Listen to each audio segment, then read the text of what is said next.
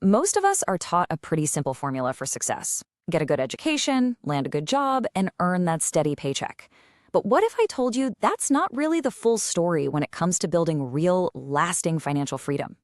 Today, we're going to lay out a clear step-by-step roadmap to make one of the most powerful shifts you can ever make in your life, moving from the mindset of an employee to the mindset of an investor.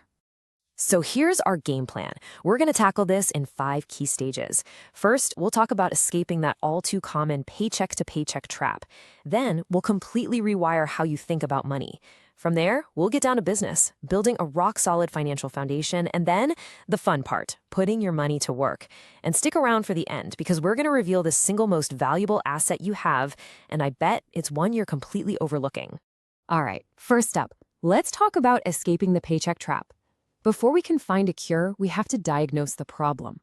This is all about understanding that financial treadmill so many people are running on, even when they're making really good money. It's a super frustrating situation, right? You work hard, you get a raise, maybe you land a better job, but somehow you still feel stressed about money. Why is it that people earning 6 figures can still feel totally broke living paycheck to paycheck? It just doesn't seem to add up. Well, the answer usually comes down to this sneaky little thing called lifestyle inflation. See, the real problem isn't how much you're earning. It's that as our income goes up, our spending has a habit of going right up with it.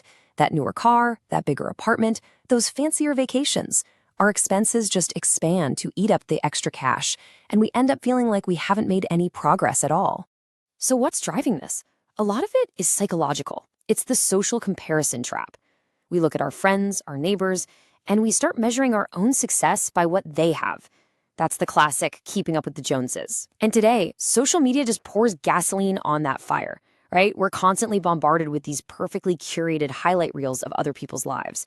And it creates this intense fear of missing out, or FOMO, that pushes us to spend money on looking good rather than on our actual financial future.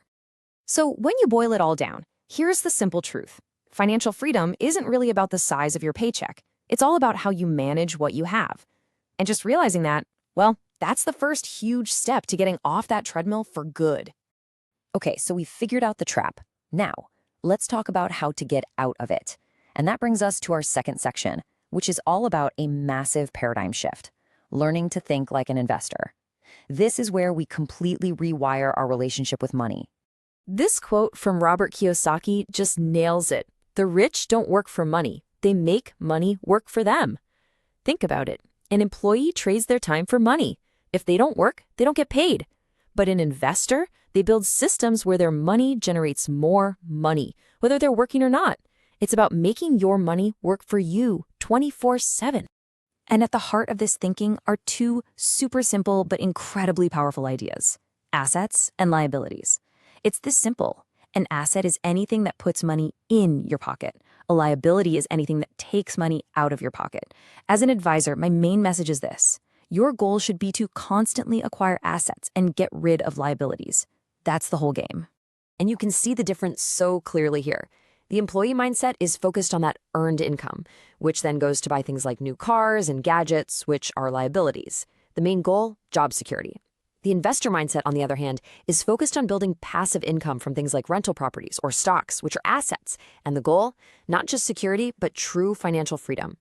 So the single most crucial takeaway here is to change your objective. Stop thinking only about trading your time for a paycheck and start thinking about how you can build systems where the money you already have does the heavy lifting for you. Okay, that's the mindset shift. But how do we actually do it? This is where we get into the practical application. For part 1 of our prescription, we're going to build your financial foundation. You wouldn't build a house on a shaky foundation, and the same thing is absolutely true for your wealth. Building this foundation really comes down to 3 things you just have to do. First, you need to set incredibly clear goals. What does financial freedom actually look like for you? Get specific. Second, you have to become the master of your cash flow.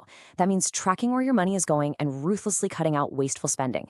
And third, you have to get a handle on your debt, especially that high-interest credit card debt that's actively working against your goals. And I just love this quote because it really drives home that first point. Investing without an objective is like driving without a destination. Your financial goals are your North Star. They're the beacon that guides every single decision you make, making sure you're always heading in the right direction. And to get that clarity, you need to understand these two key numbers. Think of your net worth as your financial snapshot. It's a single picture in time of what you own versus what you owe. Your cash flow, though, that's the movie. It's the ongoing story, month after month, of the money coming in versus the money going out. You have to understand both to be in control. All right, once that foundation is rock solid, it's time for the really exciting part. Part 2 of our prescription is all about taking action and putting your money to work. Now, this right here is one of the most powerful financial habits you can ever build. It's called the pay yourself first principle. See, most people get their paycheck, they pay all their bills, and then they save or invest whatever's left over. The wealthy do the complete opposite. The moment their income hits their account, a portion is automatically sent to their investments before they pay for anything else. This builds discipline and guarantees that your future self is always the first one to get paid. And listen, you do not need a ton of money to get started. The real magic is in consistency. Making small, regular investments is way more powerful in the long run than trying to make big, splashy market moves. You have to remember, building wealth is a marathon, it is not a sprint.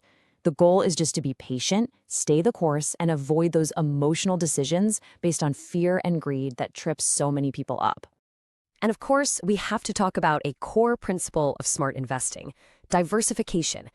By spreading your money across different types of investments, you protect yourself.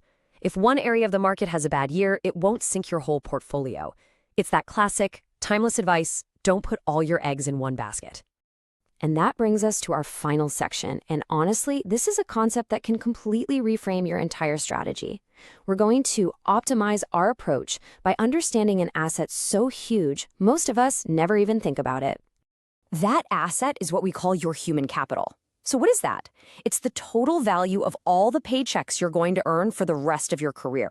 Seriously, think about that.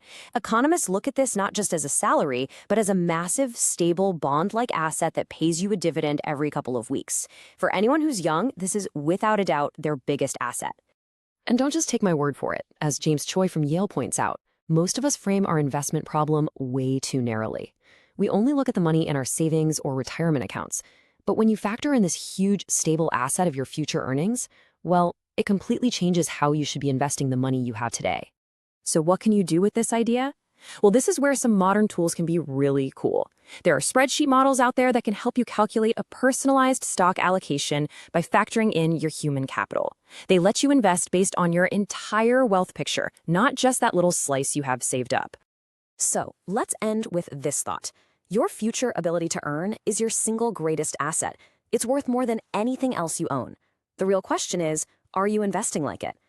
Thinking like an investor means seeing the whole picture and putting every single asset you have, especially your biggest one, to work for your future.